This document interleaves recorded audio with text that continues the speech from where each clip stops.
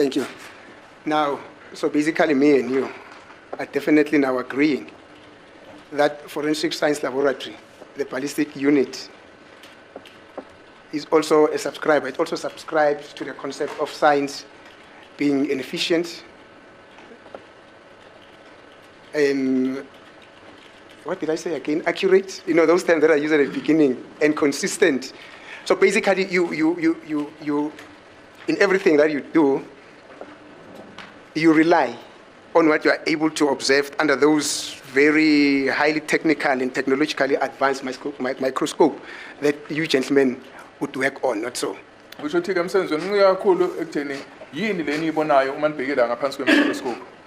correct, my lord. Thank you. Now, I am going to request us to take a journey a bit back to your analysis in Exhibit 13. Is it X13? Yes, in Exhibit 13. But even before we get there, you had made mention yesterday that you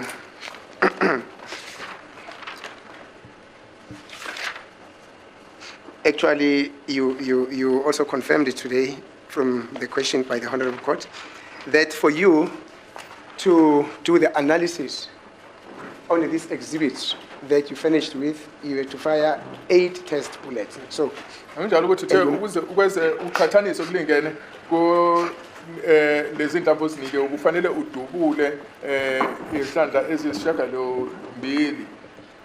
that's correct, my lord. Now,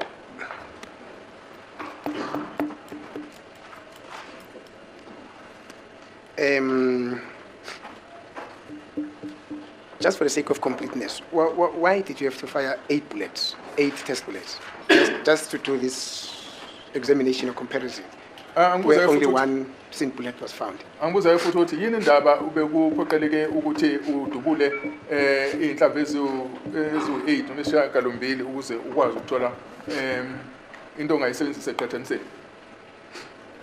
the exhibit bullet was a CMJ bullet that I have received.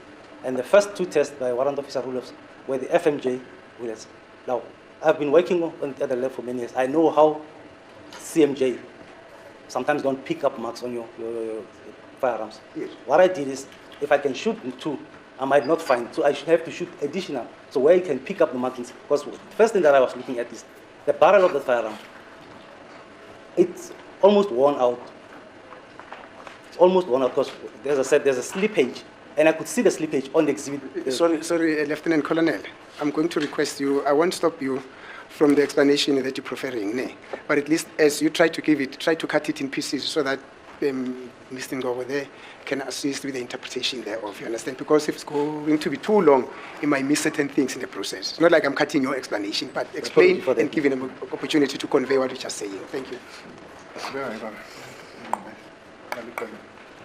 As I said, my lord, I looked at the exhibit bullet, yes, the CMJ, yes, and then the test were the FMJs. Now, when I start comparing, the first thing that I saw was the slippage, that this bullet has got slippage. It shows that it slips into the barrel. Yes. And the test, I saw the same thing. Yes. I could see that both the test and the exhibit slipped into the barrel. Okay. No, engibhekileke ukuthi ihlobo lelo CMJ alu share izimpawu ezibonakalayo kule test leyenziwe uRoelofse usho ukuthi besenzisa uhlobo lwemhlamvu ozo FMJ manje ke ngikubonile ke ngalesi sibhamu ukuthi la ngaphakathi kusho ukuthi impela bese sihuzukile kakhulu kusho ukuthi ke sigcina singashi impawu ezanele.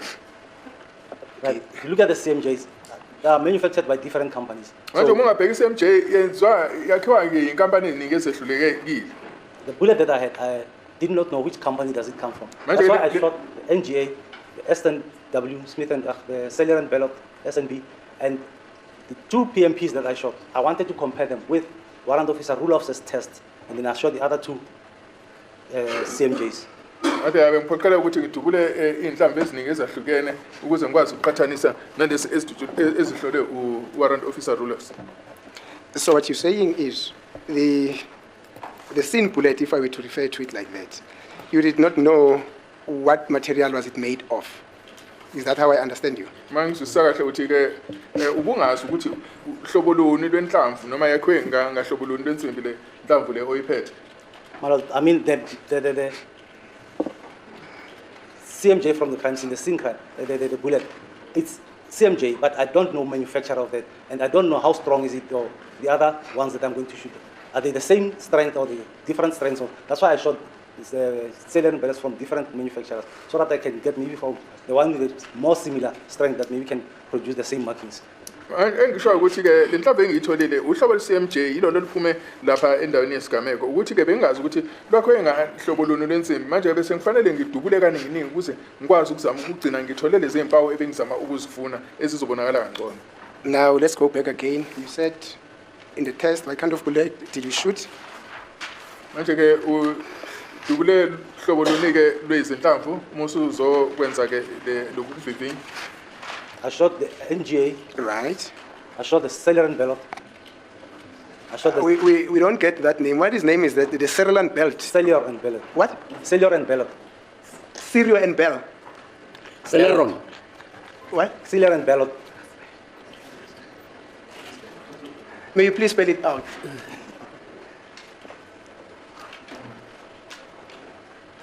May you please spell it out? It's cellular and belt. For the sake of my other S-E-L-L-I-E-R. colleagues as well, because we can only hear Solomon, but now we don't know what does that mean. Spell it out. S-E-L-L-I-E-R. Wait, Pela. S-E Double L-E-R. double L-E-R. Seller, yes, it's somebody that sells things. No, Merchandise. S-E-L-L-I-E-R. S-E-L-L-I-E-R or Celia. Okay. S-E-L-L-I-E-R. Thank you. And what is the other name? Ballot. And what? B-E-L-L-O-T. What? Ballot. Ballot. B-E-L-L-O-T. Or ballot. Into engisebenzise i-NGA ne-Celia ne-Bellot. Thank you. That's NGA, Seller and ballot. And what else? And then I shot the 2 FMJs from PMP. Wathi ngidubule nama-FMG amabili ephuma kwa-PMP. Yes. And then the other 2 I cannot recall the manufacturer of those. Manje ke la ezinye ke ezimbili angisakhumbula ukuthi zakhiwa yiziphi iy'nkampani. Thank you. So, from Seller and ballot, how many did you shoot? 2. 2. Thank you. Manje kusuka kwaSela ne-Bellot wathi udubule ezingaki kwathi izimbili kuphela. From the NGA, how many did you shoot? 2. Athi kwa-NGA ngidubule ezimbili. And FMJ? 2. Athi nakwa-FMJ ngidubule ezambili.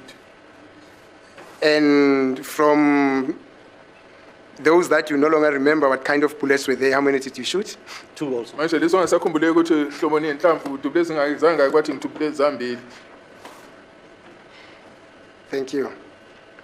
Now, sir, as per protocol or per practice, when you fire certain types of bullets for test purposes, aren't you supposed to take all your notes accurately and say Seller and Bellot are shot 2, FMJs are shot 2, NGA are shot 2, and from these others are also shot 2? Is that not a protocol, a standard practice? Manje kumele ukudubula ke lesi inhlamvu kanti ke awuphoqeleleki yini ukuthi ubhale kube namanothi wabhalayo echazayo ngokucacile ukuthi la uma ngisenzisa ke lawa ka NGA ngidubule amabili awasela Celia ngadubula zambili inhlamvu kwaBellot ngadubula zambili inhlamvu kanjalo. But it depends. If I shoot 2 tests, I'll write 2 PMP tests, mark this. Yes. But if I shoot additional tests, normally we don't write how many or the manufacturers of those additional rounds that you mark them, but you don't write from which manufacturers are they. Aliyawo uma ngidubula nje ezimbili ze-PMP yebo ngiyabhala kodwa kuma ngilokhu ngiqhubeka ngisebenzisa ezinye inhlobo hayi akuphoqeleleki ukuthi ngibhale ukuthi ngidubule inhlamvu evela kuyiphi inkampani. Thank you, sir. But now, in respect of this case, you were well aware that the scene bullet was a CMJ, not so. And Manje lo wena ukwazi ukuthi kule lokho esibhekene nako namhlanje ukuthi ihlobo lebullet walithola lapha endaweni yesigameko u-CMJ. And you were aware, even before you could start with your analysis, that because CMJ is made of a lighter material,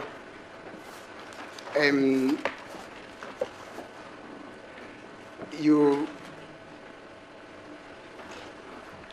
needed to use a test bullet that would enable you, when you fire it, when it goes out of the barrel, it would have come up with all the qualities, the markings and everything that would have enabled you to do the comparison, not so? Manje ngoba wazi ukuthi busenzisa uCMJ wazi ukuthi usenzisa insimbi engaqinile kakhulu kufanele uthole inhlamvu ezothi maziphuma lapha kubarrel ziphume zinazo lezi mpawu zonke ofunela ukuthi uyisebenzisa kunjalo. No, my lord, it's not possible to determine whether this bullet is going to produce the exact mark that you want. Hayi yikho indlela ongakwazi ngayo ukuthi lethi isiqiniseko sokuthi lolu hlobo uma ngelisebenzisa luzophuma nalezi mpawu engiyifunayo. Thank you. Now, from the bullets which you fired, from the 8 test bullets which you fired, which ones eventually assisted you to do a comparison when you analyze them? Manje kulezi inhlamvu ezo-8 osebenzisile yiziphi-ke ezikusizile ukuthi uthole umphumela omuhle? My lord, as I said, I've used test bullet 5 and test bullet 9. Hayi mina-ke ngisebenzise test number 5 no test number 9. Yes, that's bullet number, test number 5 and TB9, innit?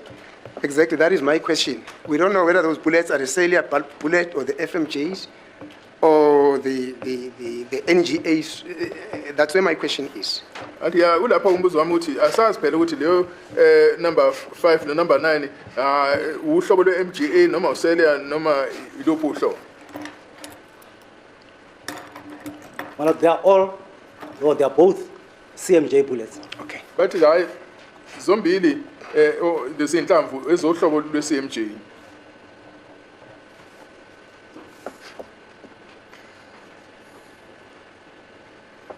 So, what you now say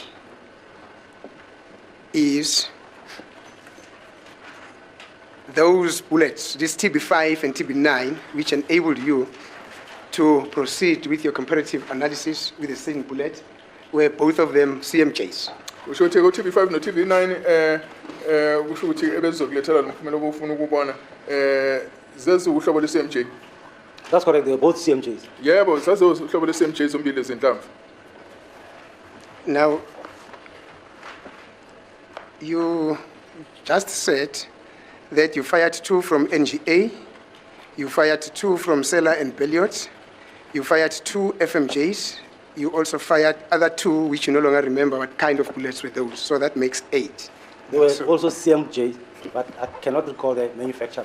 Okay, Athi manje uthi usebenzise ezimbili za-MGA, ezimbili za-Cellular and Belliot, ezimbili za-FMJ nezimbili ongazazi. Athi yebo ngisebenzise ezo-CMJ ezimbili kodwa ngazi ukuthi abakhiqizi bazo obani. thank you, Lieutenant Colonel. Me and you agree that the ballistic testing is an integral part of science, and science being the art of efficiency, accuracy, precision, accuracy, and consistency. Not so. Me and you, they agree. Not so. That's correct. So siyavumelana nawe ukuthi kusho ukuthi isayensi lena inobuciko. Athi yebo.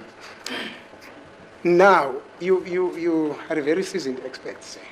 I've got no doubt with it. Actually, I forgot to ask you, last year, I think that was in October or November, there was an incident at Louis Trichardt, Macaro, where there was a shooting between the robbers and the police managed to kill 18 robbers. Were you also involved in that scene? No, I was not involved. Manje Okay. kukhona-ke isigameko esenzeka eLouis Trichardt Makhato lapho kwadutshulwa-ke izingu-18 lapho wawubandakanyeka lapho wathi cha. Yeah, no, very interesting. Of the 18, 2 were women. I just looked and said, you. It can't be, but 2 were women. But nonetheless, the reason why I'm raising all this is because of the level of your experience that I so dearly respect. You knew that the test that we were conducting on this exhibit would not have been in vain. One day you would have been expected to come and testify at court, not so. Uthi awazi wena kwasekuqaleni ukuthi angeke usebenze nje kuphela kuphelele lapho ngelinye ilanga ungabizwa ukuthi uzochaza le nkathala kunjalo. My lord, I knew that Might happen that I'll come and testify in the case. Thank you. ngangazi ukuthi yebo ngabiza ukuthi ngizoletha ubufakazi la enkantolo. Now, you were able to tell this court about Celia and Bellot. Tell this court about NGA, about FMJ. But you are unable to tell this court specifically the type of bullets that you used, which you say were CMJs. Was it a hard thing for you to say, you know what? Because these CMJs, these two CMJs are the ones that are basically assisting me to do this comparison. I need to keep an accurate record about them, so about these two bullets. Did that not occur in your mind? Konje nje ubuthe usebenzise ama CMJ ophuma ko NGA ballot no FMJ. Kodwa bekunzima yini ukuthi uthi ngifanele ngibhekisise lezi inhlamvu ezimbili engizisebenzisile ngoba izona engifanele ngiphendule ngazo. My lord, as I said, the CMJ bullets are mostly used for training. Are cheap bullets. Most people use them for training. So are reloaded ammunition. So sometimes you find them in a box of a manufacturer, but you look at the cartridge case, they've got different cartridge case manufacturers. So you cannot say exactly who manufactured those bullets. Wathi hayi lezi inhlamvu lezi hayi inhlamvu nje ezingabizi kakhulu engenzeka ukuthi uzithole zisebhokisini kodwa ke ama cartridge la uthola ukuthi ahlukene usho ukuthi kungenzeka ukuthi sikhiqizwa inkampani ezihlukene. Thank you. Now, a very quick one on this one. Now, you formed the viewpoint that you needed to fire those 8 bullets for you to be able to get a test. Now, let us take it step by step, your exercise. Now, you fire the first 2, not so. As per protocol that you can fire minimum of 2, you fire the 2. Did you compare those 2 bullets, which you fired firstly, with the same bullets? Just before you said it, did you compare the 2 among themselves? Because those would have been the known match, not so. Did you compare them? Njoba uthe udubule amabullet angalingana no8 shekalombili wezinhlamvu. Manje ngifuna ukubuza ukuthi kulesi zokuqala lezo ozidubulile uhlolile yini waqhathanisa zona zombili? Well, I explained yesterday that I fired all 8 of them. And then after firing all 8 of them once, I started with the FMJs, compared the 2 FMJs with Warrant Officer Ruloff's FMJ tests first. If I could start comparing the other exhibits with the other test with the exhibit bullet. Manje ke engikwenzile ukuthi njengoba ngishilo ukuthi ngidubule inhlamvu zama FMJ engiqale ukwenza ukuthi ngiziqhathanise ke nelezi ezidutshulwe uWarrant Officer Ruloff's ngiqale ngazidubula zonke ngathi mase ngiqedile ngase ngiziqhathanisa nalezi ezidutshulwe uWarrant Officer Ruloff's ngingakaqhubekeli phambili ukuthi ngiziqhathanise nalezi ezinye. Thank you. Now, you fire 8 shots simultaneously, though with the change of the bullets inside. And then from there you say, let me then take all these fired bullets for my test. First thing that you do is you start with the CMJs, not so. I mean the FMJs which were fired by Ruloff's, not so. So you compare to those that were fired by Ruloff's with those that were fired by you, not so? That's correct. Thank you. Uthe uqala uqhathanise lezi ezidutshulwe lama FMJ aqhutshulwe uWarrant Officer Ruloff's nalezi inhlamvu lezi ezidutshulwe wena athi yebo. Now, you can tell us a bit about that. What did you find in terms of what you wanted to establish there? Between the bullets that were fired by Ruloff's, those FMJs, and those that were fired by you. Manje yini ko ukutholile uma usiqhathanisa inhlamvu ezidutshulwe uWarrant Officer Ruloff's nalezi ezidutshulwe wena ezohlobo lwe-FMJ? Well, firstly was to confirm that the firearm that I'm having is still the same firearm that was examined by Warrant Officer Ruloff's. That's why I started with those tests first. Manje uqala engikwenzileyo ukuthi ngithole isiqiniseko sokuthi lesi sibhamu engisenzisayo isona lesi sibhamu esasetshenziswa Warrant Officer Ruloff's ngingaqhubeki phambili ngokwenza ama test. Yes. And what were your findings there? Well, I could see the similarities. As I said, the barrel of this firearm is so worn out that it does not create all the impressions, all the markings in it. There's Yes. slippage and then there's markings. Somewhere you pick up the marks, some where you won't pick up those markings. If you fire the other shot, with the second shot, you might find that the marks which are not on the first bullet are on the second bullet. So I could see some similarities, but I could not make it exactly positive with them. But I could see that they are from the same firearm. ngitholile ukuthi hayi nempela yiso lesi spam lesi sasetshenziswa warrant officer leso kodwa njengoba bese ngichazile-ke umbhobho lesi spam kuyabonakala ukuthi la ngaphandle ubusugugile ungathi umudubula waqala uthola ukuthi zikhona iy'mpawu akubonakala iy'mpawu uma usudubula wesibili uthola ukuthi kukhona iy'mpawu okwaziyo ukuzibona lapha kodwa isiqiniseko enginaso ukuthi kwakuyiso lesi spam esasetshenziswe warrant officer leso. Now, say, I want to understand you very perfectly on this one. You say you could see that these bullets were fired from the same firearm, although there was no transfer of the marks which would have conclusively allowed you to say, indeed, these bullets were fired from this firearm, because the barrel of the firearm was so worn out that not all the marks were transferred into the bullets. Do I understand you well? That's correct. Yes. Thank you. Uthi okushoyo ukuthi yebo nanoma kukhona ukuthi-ke lesi sibhamu lesi la ngaphakathi sasesesigugile umphopho waso kodwa kokwazi ukubona ukuthi yiso lesi sibhamu lesi sasetshenziswa ukuthi yebo. So, but now, because of the fact that, and I'm going to use your words, there was not enough transfer of marks from the barrel of the firearm into the test bullet that you fired. How could you then have concluded that indeed this was the firearm? Manje kuma ukuthi uthi-ke wena zingekho iy'mpawu ezazidlulisekela zisala la enhlamvini uma usudubulile njengoba usushela ukuthi umbhobho lesi sibhamu lo wawusuguge kakhulu wokwazi kanjani-ke ukuthi ukwazi ukufinyelela esinqumeni sokuthi yiso lesi sibhamu esasetshenziswa?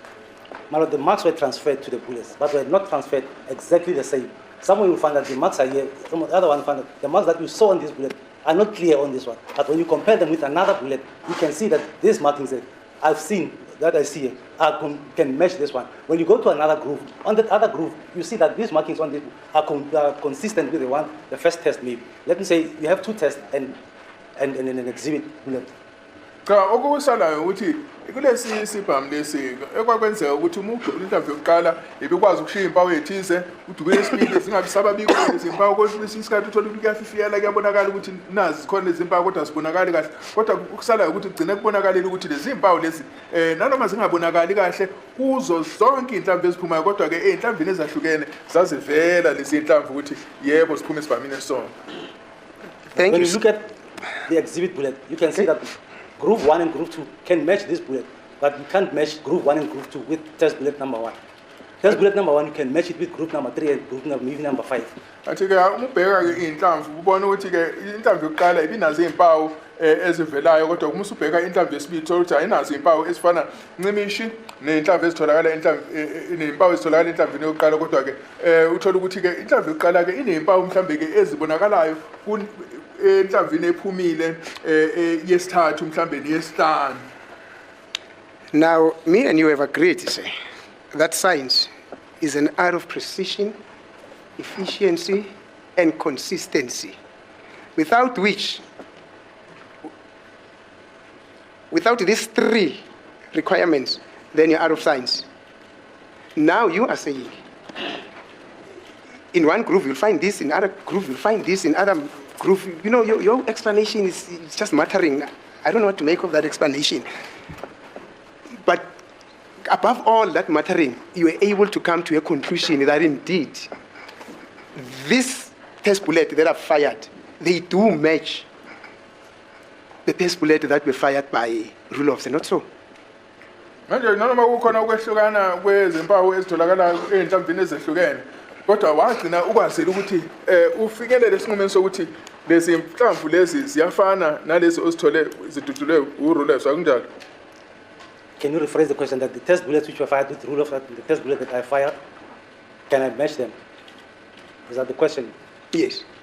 Well, as I said, I could see them, but I could not get a clear mark that I would say this is the exact firearm. Yes. But Yep. I know because it's a known match to me. And when I compare the exhibits, the other test with each other, I could see the clarity on that. When I compare the test FMJ with maybe one of my other tests, the CMJs, I could see the same markings, but they are also there. They are not clear enough to say that, but I know that it's a known match. Hayi nanoma-ke ngingakwazanga ukuthi ngempela ngithole iy'mpawu ezifana ncimishi kodwa ngikwazile ukuthi ngithi uma ngihlola ngibone ukuthi zikhona iy'mpawu ezinginika-ke ukuthi ngikwazi ukuthi ngibone ukuthi kukhona ukufana okuthize engingakusebenzisa. Now, other marks were there, other marks were not there, but you could see that this bullet was fired from this firearm because it's a known match. You know what? Where does that take me? Let me explain it to you. Do you still remember that when you went to Cleveland to go fetch the firearm, you found it in a broken seal? That's correct, my lord. I missed that first question, the question you talk about right now. Oh, I'm sorry, sir. I said, does he still remember in his affidavit, which he prepared, he indicated that when he went to fetch the firearm from Cleveland, he found it in a broken seal, in other words, in an open bag. Oh, usakhumbula yini ukuthi uthe uma uchaza wathi ku-affidavit yakho uma uyolanda isibhamu usithole sisesikhwameni esingavaliwe. What yeah? Now, and we are now saying to this court, there were no clear marks that were transferred between the bullet that you fired as your test bullets and those bullets which were fired by Rulofse in order to determine whether this was indeed the firearm. That is your version. You say some marks were there, some marks were not there. How could you then have conclusively, beyond reasonable doubt, that's the burden that the state has, beyond reasonable doubt, that indeed this was the firearm? Because the bullets that were shot by me do match those that were fired by Rulofse. In view of your testimony that says some marks were there, some marks were not there, this was there, this was there, you know that muttering explanation, beyond reasonable doubt, conclusively say. Sorry, before he answers, Yes, my lord. I understand this witness to talk about the explanation compositely. Have you ever heard of that word? Compositely. I'm taking it step by step, my lord. No, fine. Yes. Maybe he should demonstrate, because as I understand it, he's got this microscope and he's spinning the bullet. He's got the test bullet, I mean the Yes. assumed real bullet on this side. And what he's doing, as I understand, he's trying to decipher whether there are markings or whatever he's looking for. So he's playing about with this. Common sense tells me there will be some markings in one of the bullets. He fired 8. And in another bullet, that similar composite marking won't be there. He would get it in another bullet, maybe number 6. Do I make sense, sir? That's correct, my lord. And the other thing that... But you understand the word compositely. That's correct. Otherwise, if you don't understand that word, maybe we should go to dictionaries. That's how I understand this explanation. My lord, but does the court really understand Yes, it does. what the art of science is? Yes. Science is an art of precision, efficiency, Yes. and consistency. Right.